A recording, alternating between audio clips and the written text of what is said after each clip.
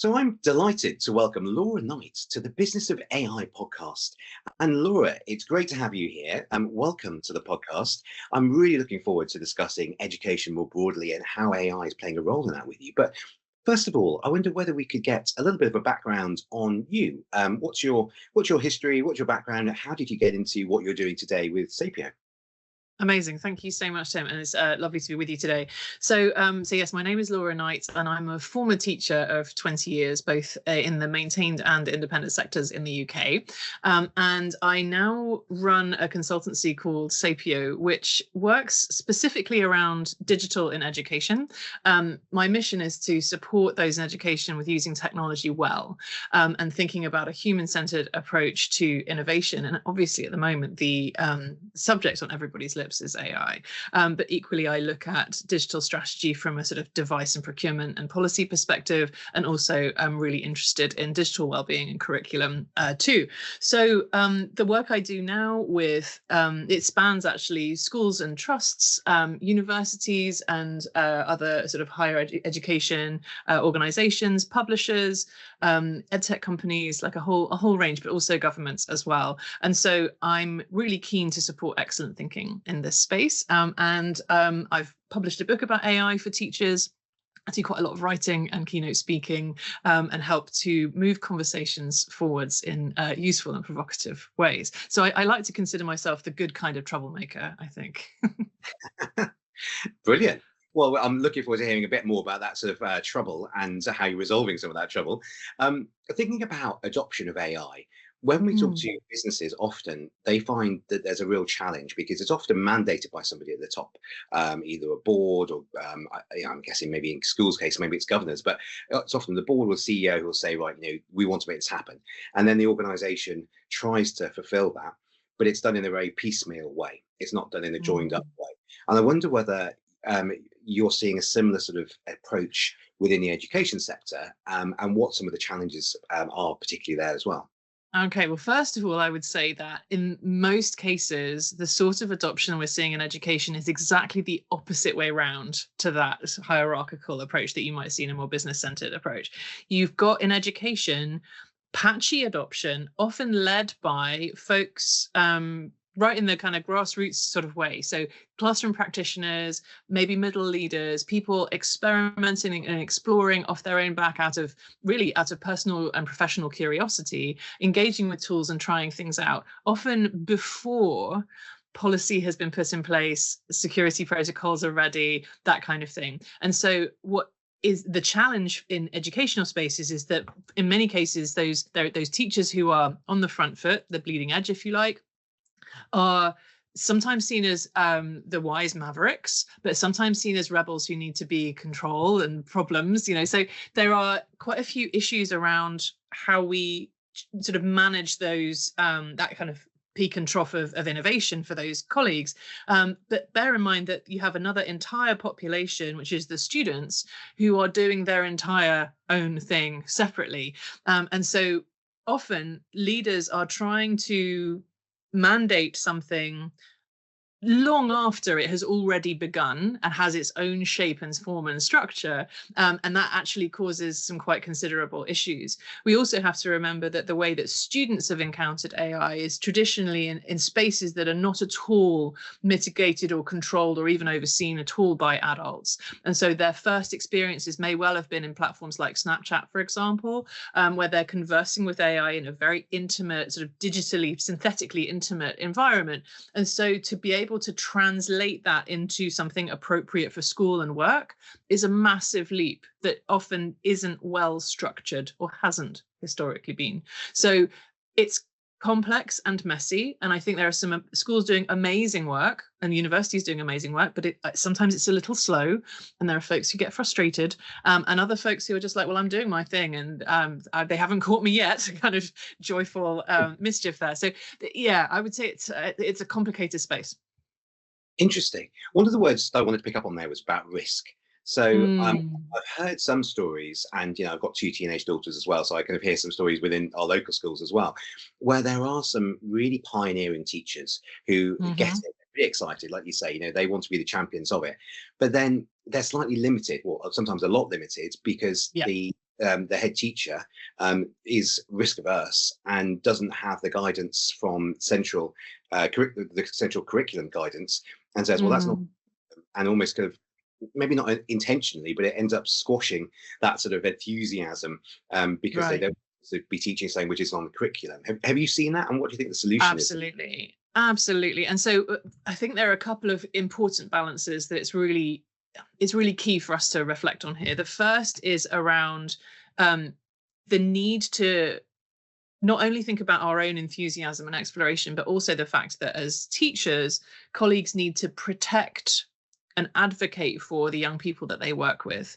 And so we can't just shoot from the hip on how we think about data and privacy, for example.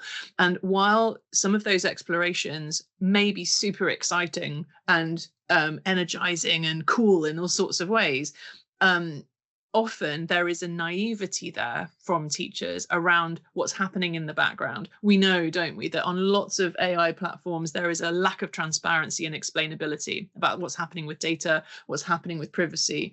And so if we're just looking at recipes for chocolate cake, that's not a big deal. But the moment that we're perhaps inputting sensitive data without realizing about our students, who are children that we are, employed and have to protect, that is really problematic. So I understand that there is caution from head teachers, and we should not give them a hard time for that. It is literally their job. What we have to do is support head teachers on understanding the best way forward in balancing risk with opportunity and helping them think with care about how to put policy and practice in place that serves everybody.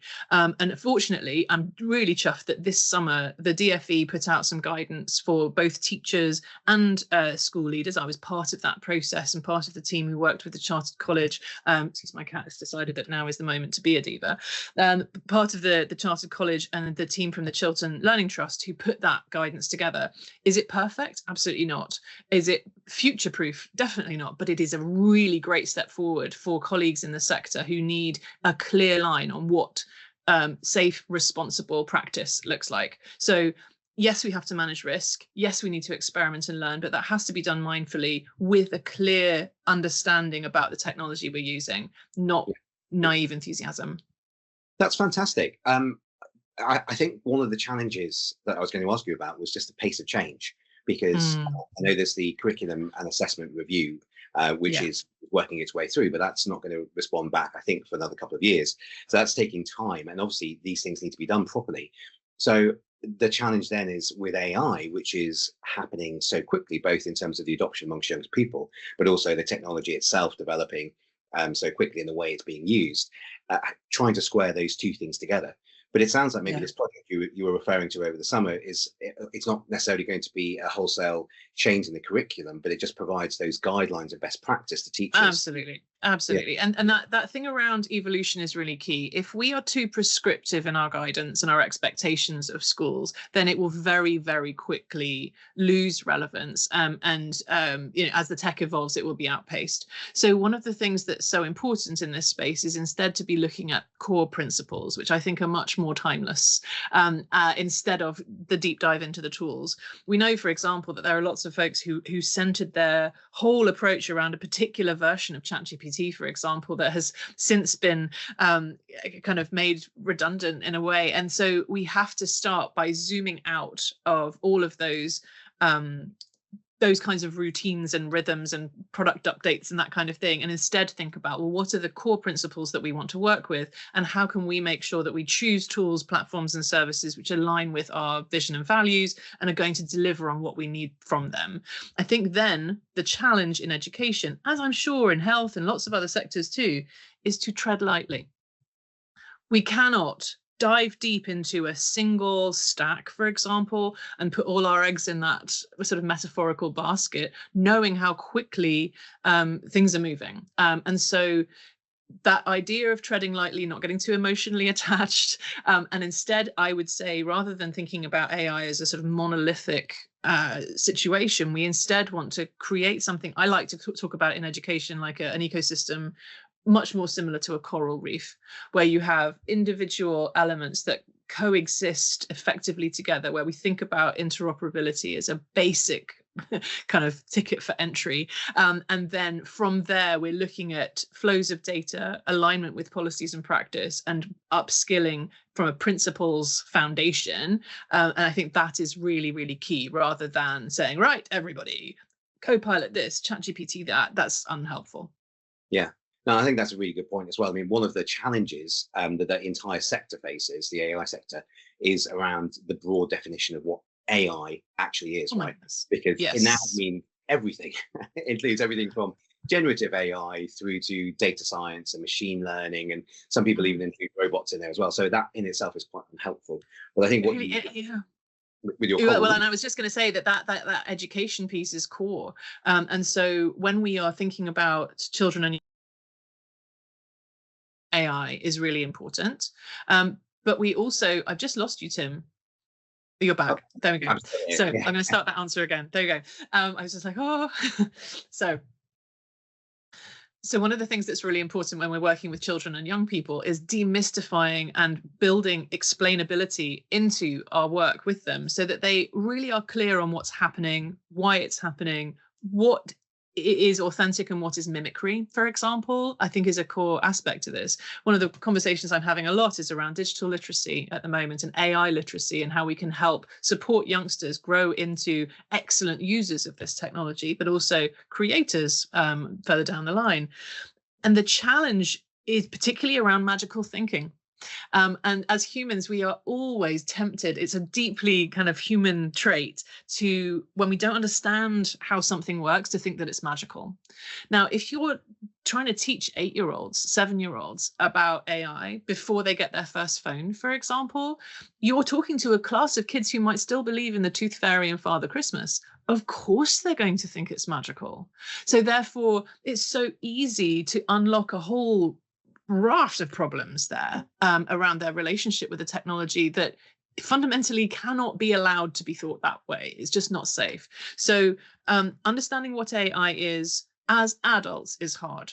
And I think I particularly want to just point to the ideas around sentience, consciousness, and what it means to be human, and how poor our philosophical understanding as a culture is around those things. Because frankly, there are so many folks who will believe that just because something is good at mimicking a human style response, that it therefore is human. I'm seeing conversations about the capabilities of AI, which are just choreographed replications, right?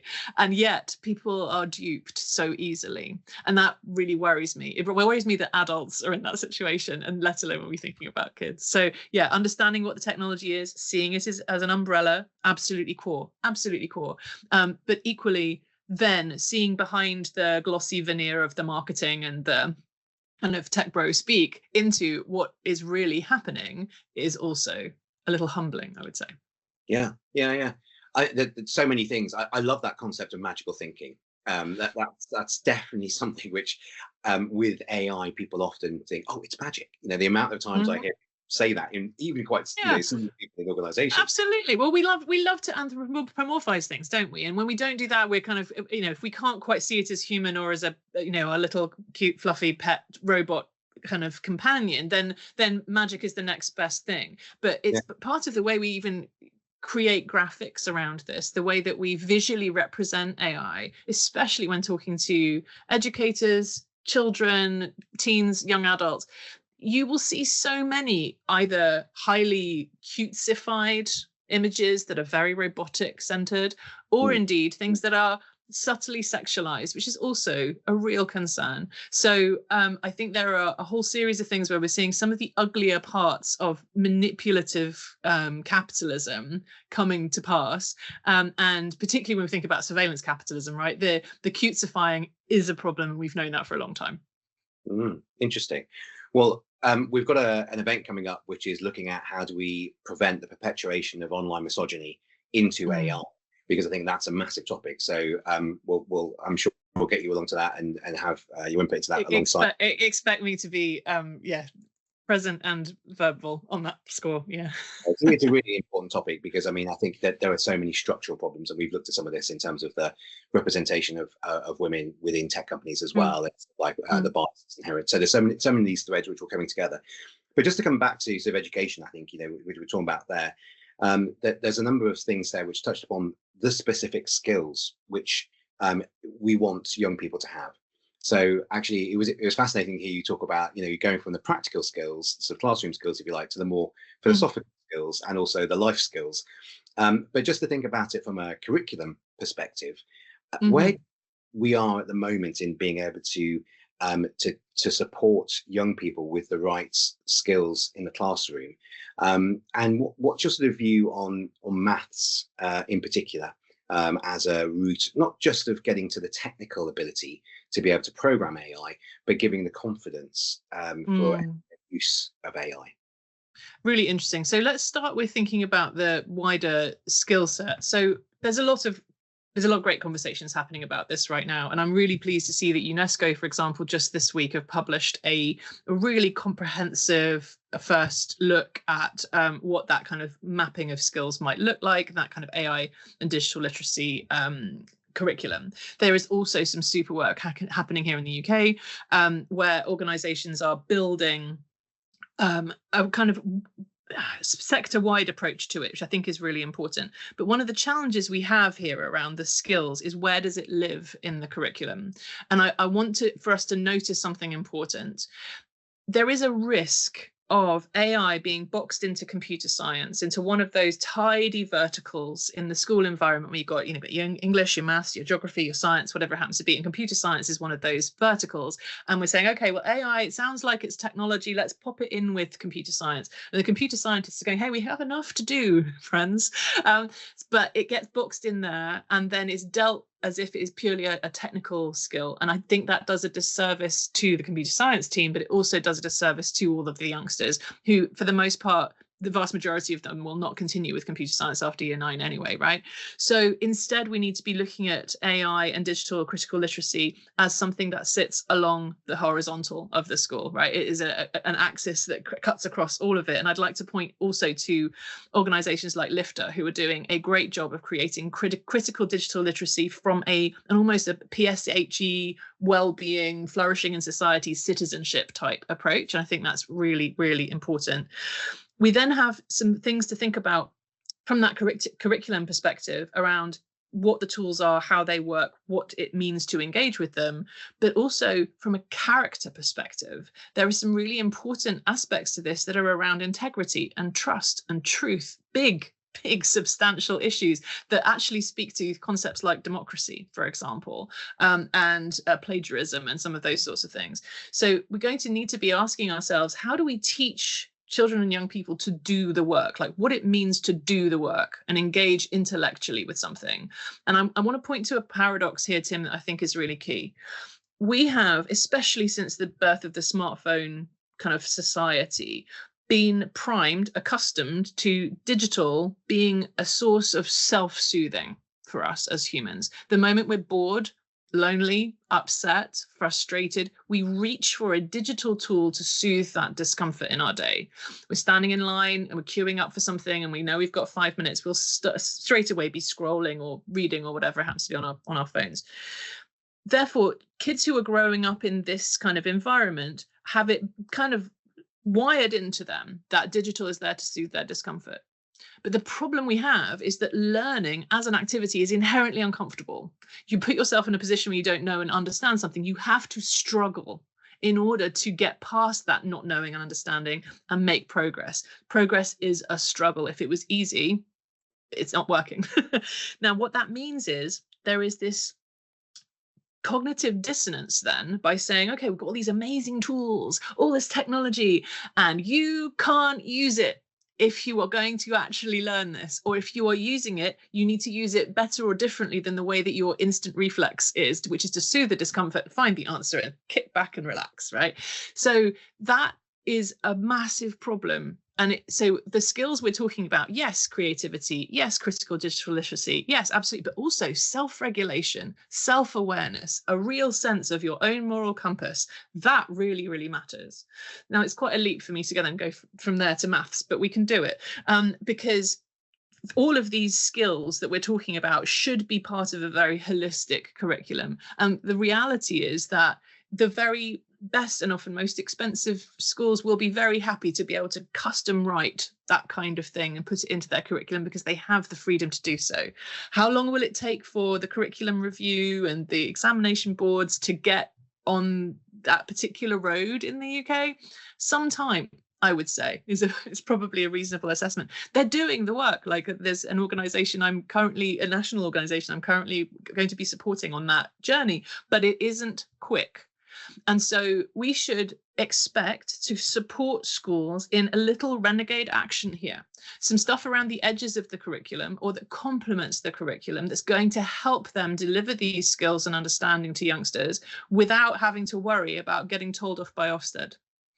And if we can do anything to support them, I would say influence when it comes to inspection is probably a key thing. So let's think about how we can generate exemplars of what good practice looks like and support the very best work and guidance towards it. I'd like to mention, for example, the great work by the Good Future Foundation in creating a framework of excellence here that's like badging for schools who are working on something called the AI quality mark, helps them know that they're on the right track, has been agreed and sort of understood by JCQ. These are key aspects, I think. So we don't want to feel like rebels.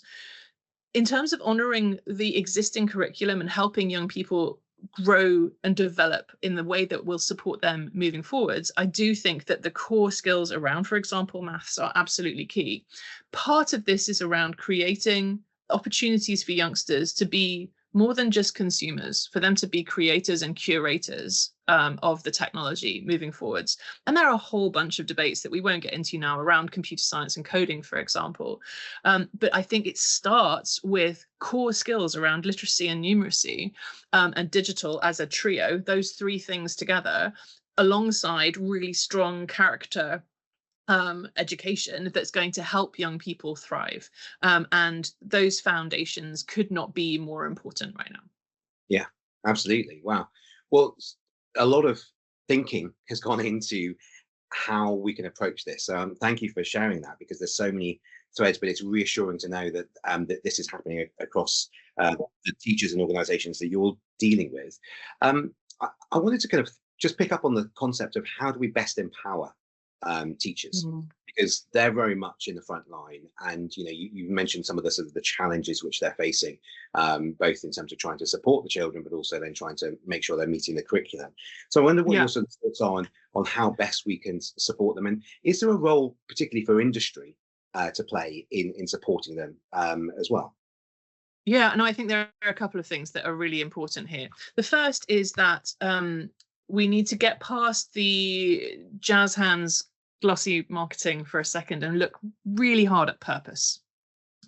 Retrofitting a technological capability onto a curriculum or onto a teacher's workload is unhelpful.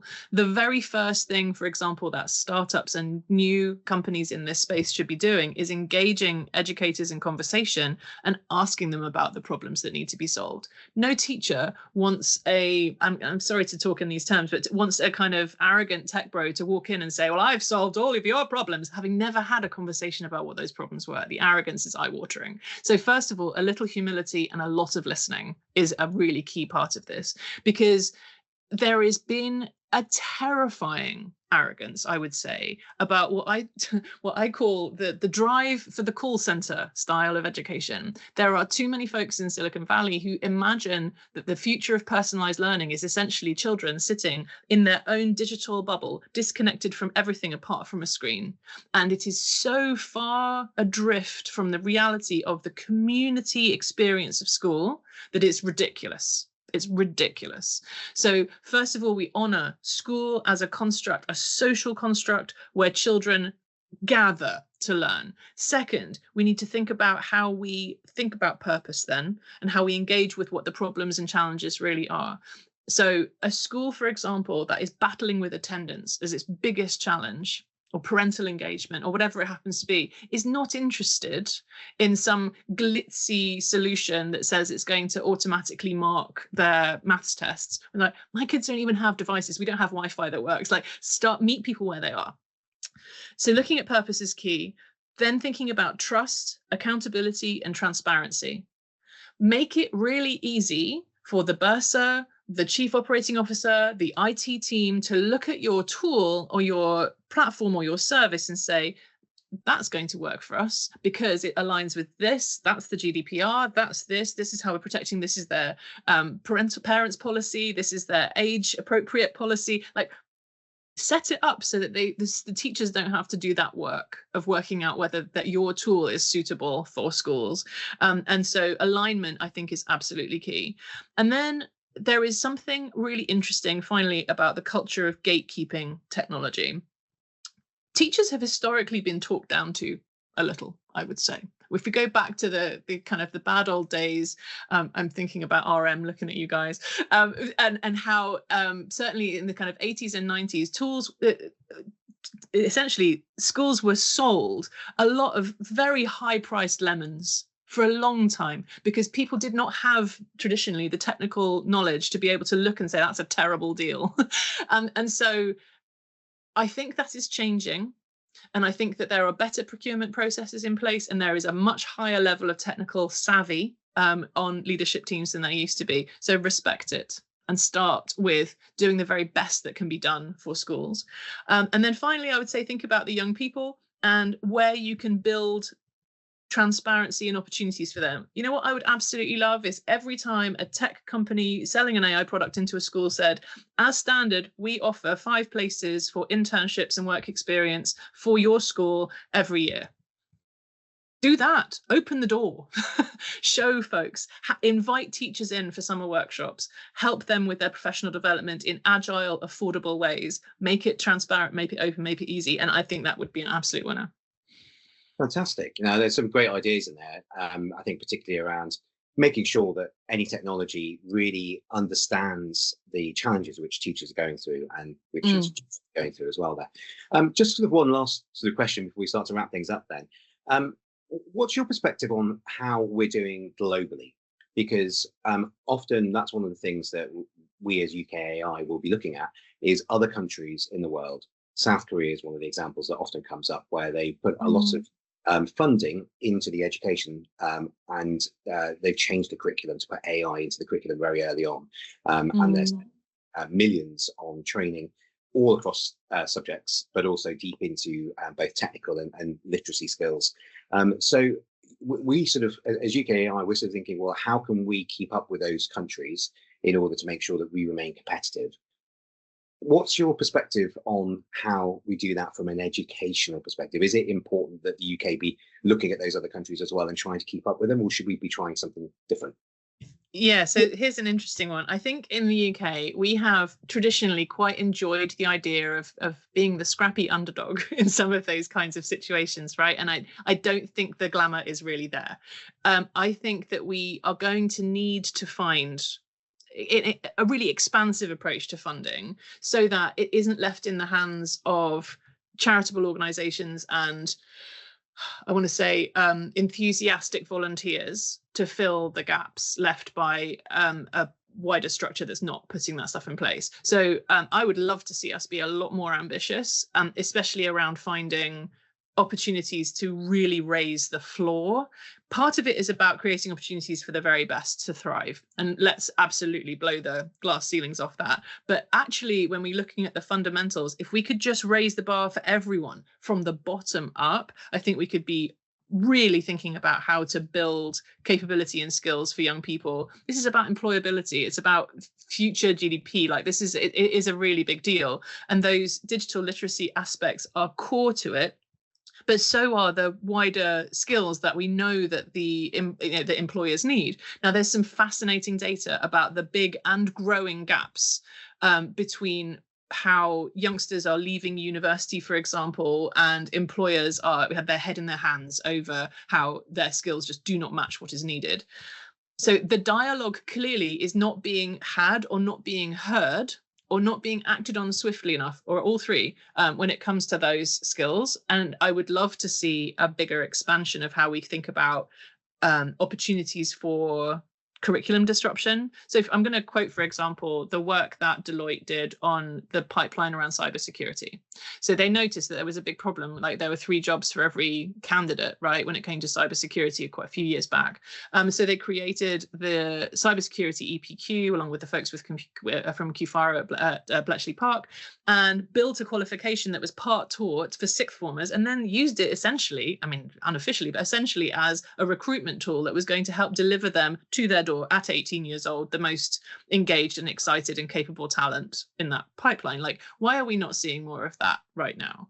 Because an EPQ is a really great way, a low rent way, a low cost way to tap right into interest and expertise without schools needing to have their own experts. Let's look at that. So yeah, I think we have to think creatively about and be more than scrappy underdogs, just hoping that charities will pick up and volunteers will pick up the pace. I think we need to be much more ambitious, and I would love to see it. Yeah, and just you reminded me also about the role which apprenticeships can play in that as well. Yes, because absolutely. We should be cynical about what degrees can deliver us here, because remember, for somebody to arrive in a degree level capability, they're going to have had to make a decision at the age of 14 to take their kind of computer science and all the rest of it. And so it isn't enough for us to just look at that very small audience, not least because that audience is shrinking. It is highly gender skewed, unfortunately, for many complex historical reasons. And there are so many issues with funding computer science departments, and there aren't enough specialist teachers in the UK as it is, right? So we have, and you know, we can go back to talking about immigration policy as being a core aspect of this difficulty because it is highly connected. So if we're going to think creatively, we need to look beyond expecting schools to provide the expert inputs. We need to be looking at that at a national scale, and I think we need to be looking at badging and qualifications in a way that gets out of the kind of GCSE A-level kind of pathway into degrees. Yes, apprenticeships, yes, EPQs, but I would love to be having like really great conversations with all of the, let's say Sea Cadets, RAF, and Army cadets. Like, can we have them all do their digital literacy course? Can we get their Brownies, Cubs, Guides, Scouts, all of them doing theirs? Like, look at the networks that already exist. We don't need to build necessarily new ones, but there are all of these pipelines of children that are right there. And I think there is a great opportunity to deliver really great skills to them if we think creatively about it. Yeah, there's so much scope to be able to bring that wider society in. But I think apprenticeships for me are a way of really being able to connect up industry and the specific needs which they have with young people who are keen to sort of get into those jobs. And absolutely. And when we think about the dissatisfaction that is unfortunately so often being experienced from those on degree programs, and the high levels of success that youngsters can experience without the burden of debt through apprenticeships at all the levels, I think it's hugely powerful as a tool to move forwards. And I'd love to be seeing more of those apprenticeship opportunities open to career changers too. So it should be something where you can look at that, having had, you know, a certain amount of time in a different career path, that you can make a move as well. Yeah, I'm not as close to the detail, but I remember kind of like a year or two ago that was part of the policy to extend those apprenticeships into job switchers as well as the younger people. So there was that ability to then sort of retrain, as it were, later in life, which is key, particularly with these dynamic technologies like AI. And I think also as AI is developing at such a speed, we've mentioned it before, actually it mandates the use of things like apprenticeships, because they can be much more dynamic in the way they're understanding what's needed and then delivering that through a dynamic curriculum. We're going to have to wrap things up there, but as a closing question, I wondered whether I could just ask you about what you're most excited about in the next few months or year, as you look at sort of what you're working on and sort of the interactions you're having across the education sector. I think I'm excited about creativity, most of all, about the scope that AI is giving educators in the broadest sense opportunities to create and to let their own professional judgment and interests flourish. And I think we're going to see some really interesting developments on solving problems creatively, community and collaboration, the kind of human-centered side of it. I'm really excited about. Fantastic. Well, Laura, we've covered a lot of ground. We've looked at the way in which AI is disrupting education, and we've ranged from the specific numeracy and literacy skills right through to the philosophical skills, kind of asking about what it means to be human, and what's the sort of role of magic. And I love that concept of magical thinking. But then we've also looked at how teachers can be empowered and what we can do to support them, and the role of both government and industry in shaping a curriculum that's going to be able to be fit for purpose and allow the UK as a country to lead, but also not let down our young people, and as well as the displaced workers as well who need their skills. So we covered a lot of ground there. Thank you so much for joining us. No, thank you. It's been a pleasure. Thank you. Thank you.